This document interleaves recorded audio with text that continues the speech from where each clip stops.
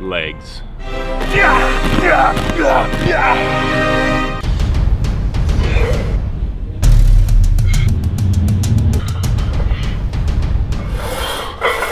The legs are the biggest muscle group located on the body, but unfortunately, it's the most underutilized muscle group as well.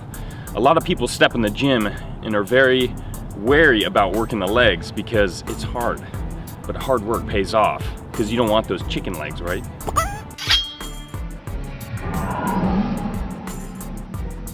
The number one and most important exercise you can do for legs is going to be the squats. In this exercise, we're actually going to be doing the deep squats. Now, there's different versions of squats. There's shallow and deep. Deep is actually going to utilize the entire leg, the quads, the hamstrings, and the gluteus maximus. When you take your legs past parallel to the floor, bringing it down, the glutes are actually going to have to push you with more force back up to help extend the legs all the way to the top position. Shallow squats are actually going to be working a little bit more on the quads.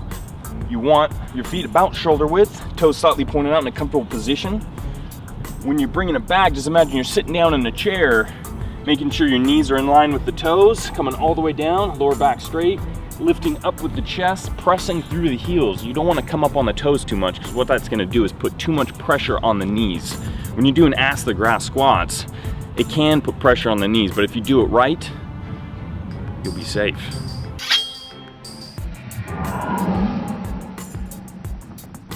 Front squats. This is a terrific exercise to work the quads.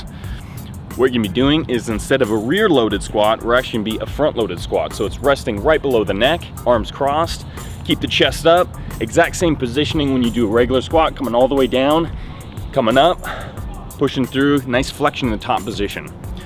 We're gonna switch it up on these though. We're gonna use some plantar flexion. Well, it's the toes putting pressure into the floor.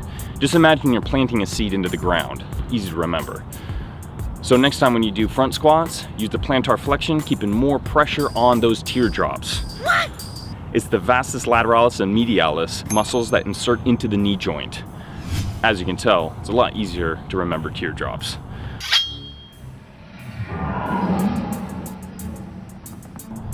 Sissy squats. Why they name this? Well, after you're done, you'll be crying like a sissy, that's why. An excellent exercise for the quads. Just ask Tom Platz, one of his favorite exercises for quad development. If you don't know who Tom Platz is, well, definitely look him up because his legs are built like tree trunks. So they're basically a manual leg extension exercise.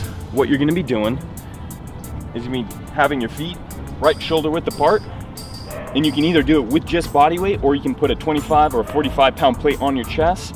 You're gonna be bracing yourself and you're pretty much gonna be basically doing a limbo. So you're gonna be keeping the body right in line, bending here, up on the toes, and then come back up, squeezing the quads as hard as you can.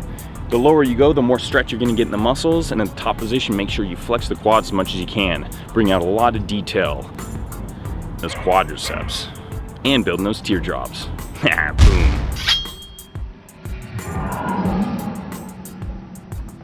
Romanian deadlifts.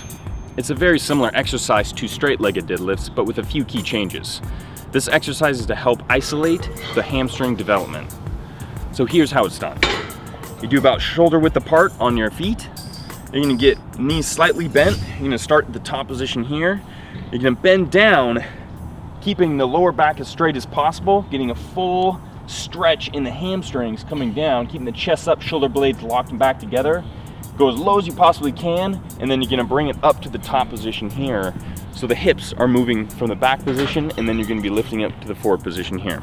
You get a nice stretch in the hamstrings, and you get full development.